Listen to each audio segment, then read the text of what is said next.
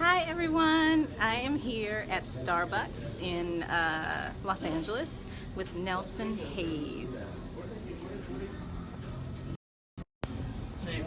Hi Nelson. Hey Shana. Now, Nelson, tell us about your experience with Michael Jackson. Well, hopefully you can hear, but when Shana did a posting on Facebook about 2 weeks ago, I think, about she was showing everyone about the rooming list at the Tokyo Hotel, and I thought I'd help her remember even more.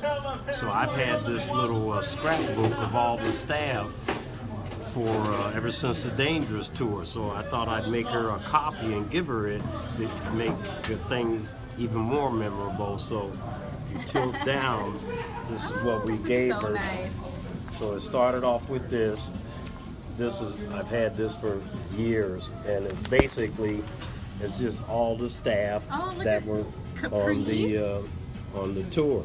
Yannick, where's Yannick? He's here on Facebook. And it's alphabetical. Marcel. Look at all Jennifer Batten. Oh my God. Don Boyette. Sal Bonafetti, rest in peace. Oh, Bill Bray. Rest in peace, Bill.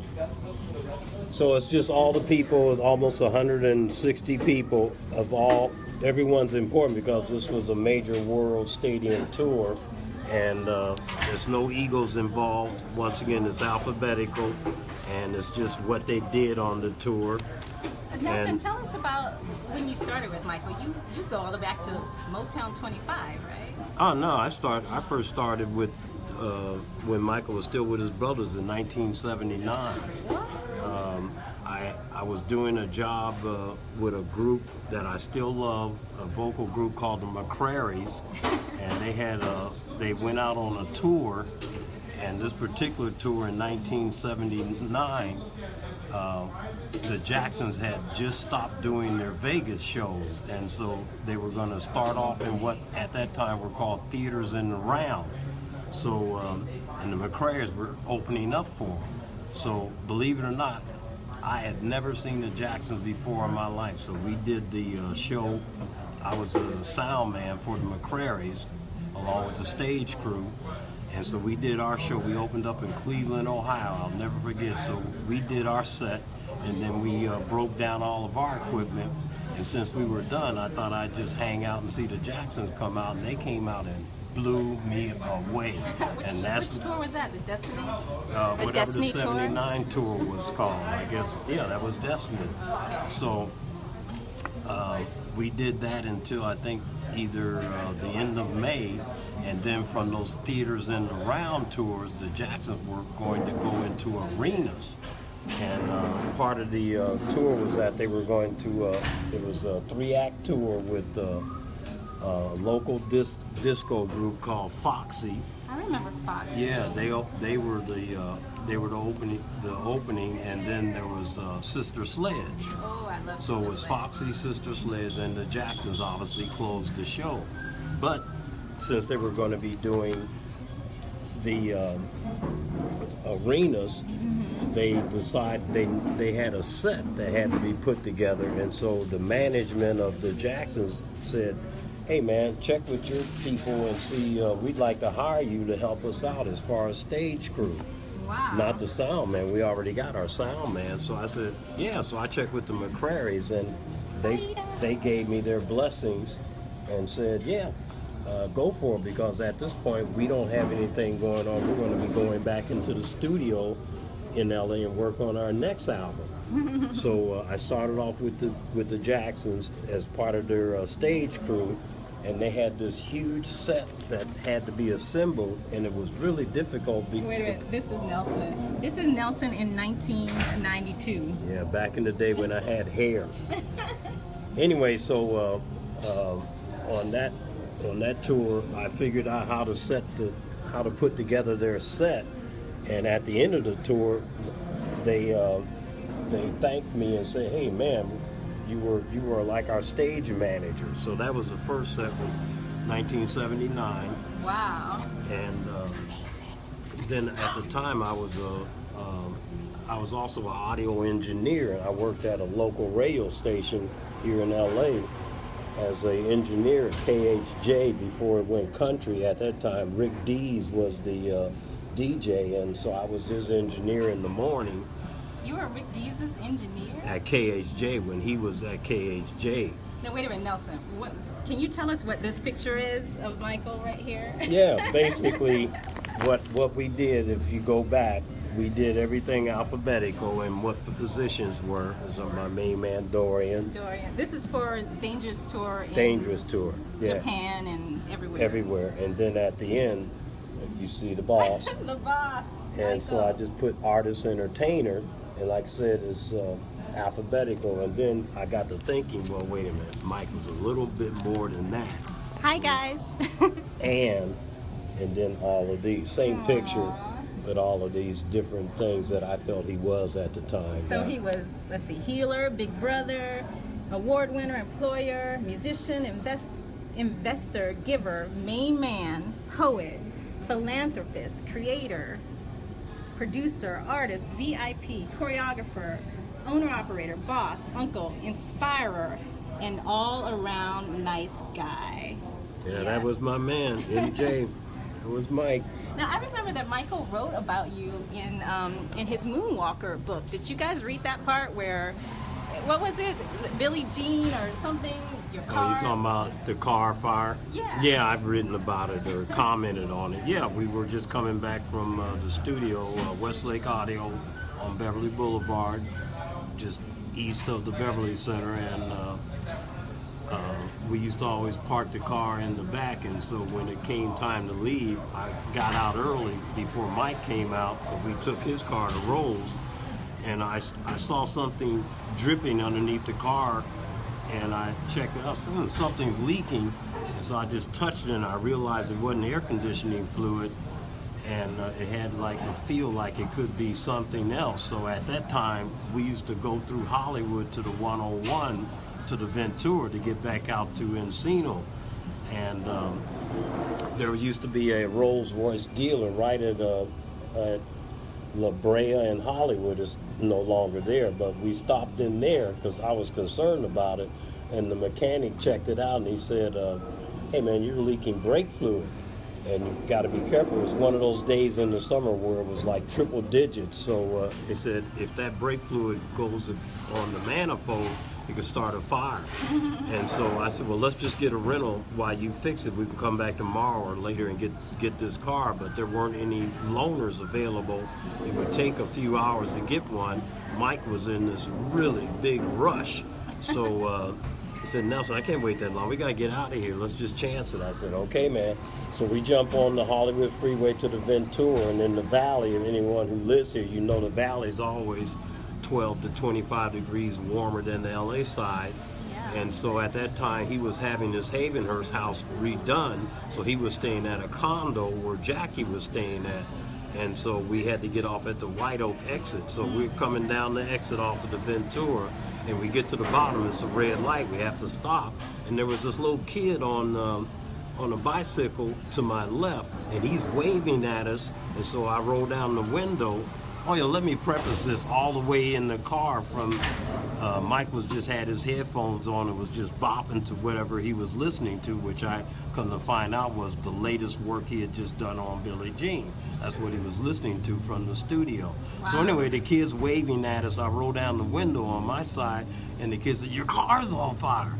Me and Mike, and he hollered it so well, and when Mike saw me roll down the window, he heard the thing. We both looked at each other.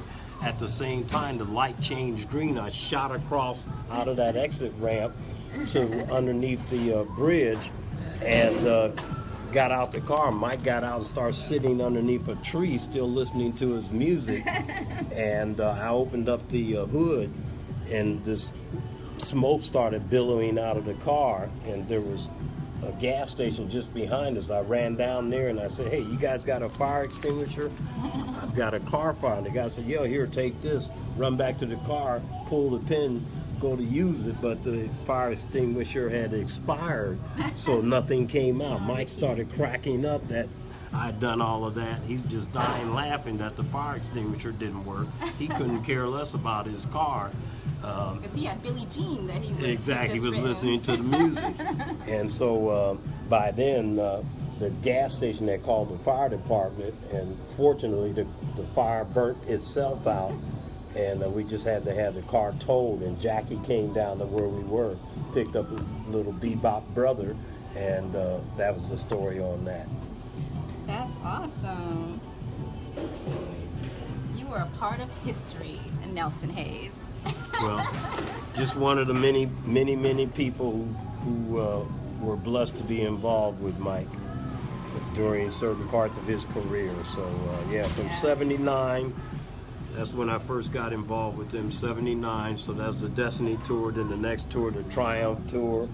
Which we all love. Yeah, with that killer horn section, just ridiculous tour. Greg, and then the Victory tour, and then the Bad tour, then the Dangerous tour, the first part of the Dangerous tour. Gotcha. So from 79 to mid 90, what, 4 or 5? When did the first leg end? Yeah, you sort of ended when I did around History Tour. Yeah, the first leg of History tour. So Yeah. all the stuff that he had done after that, unfortunately, I had no involvement. I had done some other work with other artists, jazz tours, etc.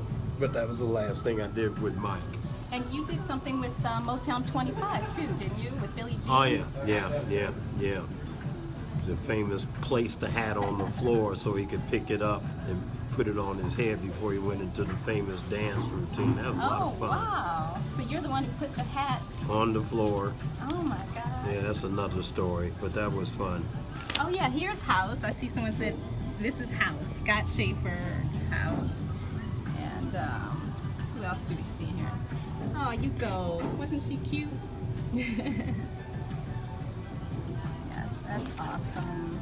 Anyway, as you can see, a lot of people it takes to help out on a major stadium tour running around the world, and we have people that we have to RIP in here. So this is what people look like back in the early 90s, 92, 93. Yeah, this is when everyone was young and cute. 25 years ago. Yeah, so we wish them well. And Nelson, then I thought you did not give me this. Oh she my was God. over in Tokyo. That's what prompted this whole thing when she had posted on Facebook about the rooming list in Tokyo. So this was the time she was over there from the 11th, and then she left after the show we did on the 19th. So these were the actual tickets for the 4 shows. We did 8 shows, but she was only in Tokyo from the 11th. The show on the 12th through the 19th. Her and her staff, Gal and Maury's staff, and then every time we had something going on, these are what we called information sheets that were slipped under everybody's door so they knew what was going on. Yeah. And so show days, or the night before show days, we put these out so people knew what was happening. So that's how we communicated. And so I just thought I'd give Shana those also, just for memories, and so that was that. So sweet. Yeah, every day there'd be these pieces of paper in a envelope or something slipped under our doors, and it would have these schedules on it, and it would tell us what to do, where to go, what to eat, what not to eat, what was cheap. McDonald's was there, I remember. And it was so sweet. Anyway, memories, enjoy. Yeah, thank you. What is And then this? last but not least, Oh this my had God. nothing to do with Tokyo. I just happened to have a application for a working visa for a show that we were scheduled to do in Korea, and I happened to have this application, and so I just thought I'd give it to Shana also, so I made a copy of it for her. So since she's all things Michael, so anyway, just gave her that too, because I've got things that, Shana says she saves everything, and I guess I do too, but I just thought I'd give her something. And Between the that's two of it. us, we have everything. Close to everything.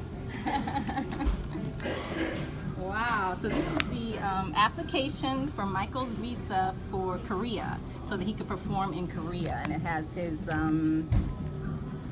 this is the office address, the 10960 Wilshire. That was the original address. He's American, born August 29th. There's his cute picture and his signature. So this is one of my duties as far as assistant tour manager on that tour. We had to like apply because you have to have a work visa, not a regular tourist visa, because we're actually going over there on a job. And so of these 162 people, I had to document these visas so we could get into a country to perform. And so since I had to take pictures with a camera we had, that's how I ended up with all of this. I just took one of the pictures and made my own little scrapbook. So that's how I ended up with this. Like I said, I've had this, and then when Shana did the rooming list post, that's what made me think, well, she might get a kick out of this. So hopefully she has. Yeah, I hope everyone else does too. Well, thank you guys. Thank you for joining us. Yeah, stay blessed, stay healthy, stay safe. And even though I, like most Americans, didn't get my vote, but I can only wish our future president nothing but the best, because as an American, that's what we want for the country to proceed and actually be the United States of America, not the United States of anarchy. So we're rolling into 17, and for all the people that have passed in 16, God bless you, and thank you for all that you've done to make us happy, especially all the entertainers and sports figures and everyone else who were called back home in 2016. Yes. So just take care, be happy, be safe, be well. Yes, guys, happy 2017, and I'll see you guys soon. Bye, Nelson. Bye.